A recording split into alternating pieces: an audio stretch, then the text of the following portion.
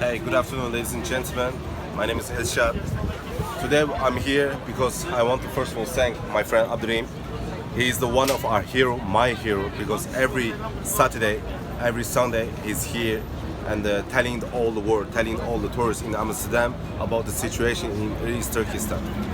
In East Turkestan right now they have more than 3 million people in a concentration camp. But some people, the Chinese government, they said this is the re-education camp. Is it really re-education camp? Let's see the picture here. We have a doctor, professor, teacher, all the famous actor. They don't need any re-educate. They already have a high educate in the future. Let's don't foolish with the Chinese government. To listen to the truth, we have to stop the Chinese government right now.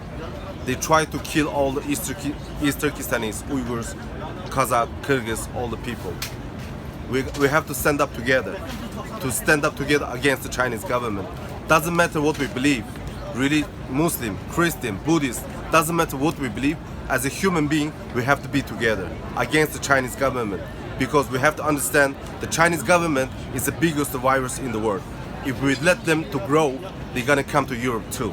Listen to me. We have to stand up together against the Chinese government. No more China. Free East Turkestan, free Uyghurs. Thank you.